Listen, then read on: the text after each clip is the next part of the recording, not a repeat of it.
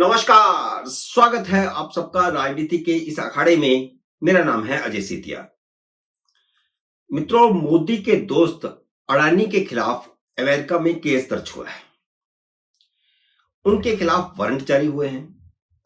यह घटनाक्रम भारत की संसद के शीत सत्र शुरू होने से 5 दिन पहले हुआ है। 25 नवंबर से शीत सत्र शुरू हो रहा है। राहुल गांधी को हंगामा खड़ा करने का मुद्दा मिल गया है, या दूसरे शब्दों में कहें तो राहुल गांधी खुद इस साजिश में शामिल है। वह कैसे, इसका भी मैं खुलासा करूंगा।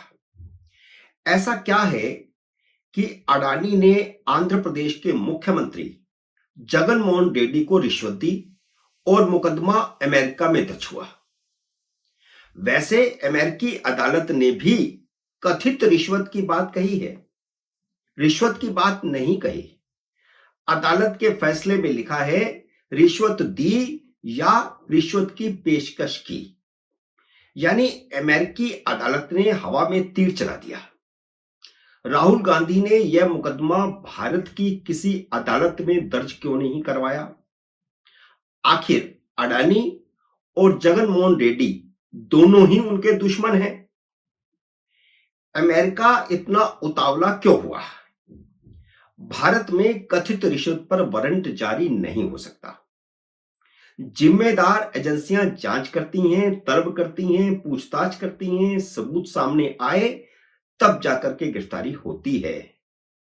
लेकिन अमेरिकी अदालत ने सिर्फ आरोपों पर सीधे वारंट जारी कर दिए। इसके पीछे के षड्यंत्र को समझना बहुत जरूरी है। यह भारत को आर्थिक रूप से तबाह करने की अंतरराष्ट्रीय साजिश है, जिसमें राहुल गांधी अंतरराष्ट्रीय साजिश का टूल बन गए हैं। यह एक झटके में कैसे हो जाता है कि अमेरिका से आई आधी अधूरी खबर के बाद राहुल गांधी सक्रिय हो जाते हैं, अडानी की गिरफ्तारी और जेपीसी की मांग करने लगते हैं। क्या राहुल गांधी, जॉर्ज सोरोस और अमेरिका के मौजूदा राष्ट्रपति जो बाइडेन मिलकर बड़ा खेल कर रहे हैं? डोनाल्ड ट्रंप 20 जनवरी को राष्ट्रपति बनेंगे, तब तक मोदी विरोधी जॉर्ज सोरोस और बिडेन की सरकार चलेगी। आखिर इन दोनों की मोदी से दुश्मनी क्या है, इसे समझना बहुत जरूरी है।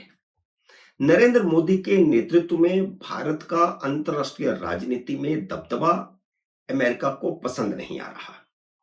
मोदी के नेतृत्व में भारत के आर्थिक विकास को अमेरिका भविष्य की चुनौती के रूप में देखता है। डेमोक्रेट्स के मन में यह बात बहुत गहरे से बैठ गई है कि ट्रंप की जीत में मोदी का भी हाथ है।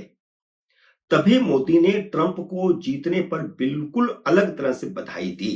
उन्होंने अपने पुराने फोटो ट्रंप के साथ शेयर किए। जो बाइडेन प्रशासन ने भारत के चुनावों में भी दखल देने की कोशिश की थी। अमेरिका से राहुल गांधी को हर तरह की मदद पहुंचाई गई थी। लाख कोशिश करके भी मोदी को हराने में विफलता राहुल गांधी को पच नहीं रही है। शुरू में तो वह 99 सीट्स को 240 से ज्यादा मानकर चल रहे थे। यह मानकर के चल रहे थे कि मोदी हारे हैं और वे जीते हैं। लेकिन सच यह है कि वे मोदी को अपने रास्ते का सबसे बड़ा कांटा मानते हैं। यह बात उनको पच नहीं रही है और इसी में वह मोदी को अपना दुश्मन मानकर चल रहे हैं। अडानी बढ़ता आर्थिक साम्राज्य है, जॉर्ज सोरोस की आंखों में किरकिरी की तरह चुभ रहा है। इस तरह मोदी के खिलाफ यह अंतरराष्ट्रीय तिकड़ी बन गई है। इसीलिए भारत और मोदी के खिलाफ अंतरराष्ट्रीय साजिश रची गई है। यह साजिश सिर्फ मोदी के खिलाफ नहीं है, यह साजिश सिर्फ अडानी के खिलाफ नहीं है, बल्कि भारत के खिलाफ भी है। अब आखिर में यह समझना भी जरूरी है कि भारत में कथित रिश्वत का मुकदमा अमेरिका में दाखिल कैसे हो गया। ग्रीन एनर्जी को लेकर अडानी की ग्रीन एजेंसी कंपनी और अमेरिका में registered Azzur power global limited नाम की भारतीय ग्रीन एनर्जी कंपनी साझेदार हैं। दोनों ने साझेदारी में भारत की solar energy corporation of India के साथ ग्रीन एनर्जी बेचने का करार किया। यानी भारत की सरकार की ये जो एजेंसी है, यह इन दोनों से ग्रीन एनर्जी खरीदेगी। लेकिन solar energy corporation of India को खरीदार नहीं मिल रहे थे। इसलिए आरोप यह है कि अडानी और अजूर ने मिलकर राजस्थान, छत्तीसगढ़, उड़ीसा, आंध्र प्रदेश और तमिलनाडु की राज्य सरकारों पर सोलर एनर्जी यानी ग्रीन एनर्जी खरीदने का दबाव डाला कि वह solar energy corporation of India से ग्रीन एनर्जी खरीदें और उन राज्यों के मुख्यमंत्रियों और अधिकारियों को रिश्वत देने की पेशकश की कि हम आपको ये रिश्वत दे रहे हैं, पैसा दे रहे हैं, आप जो भारत सरकार की solar energy corporation of India है उससे ग्रीन एनर्जी खरीदें।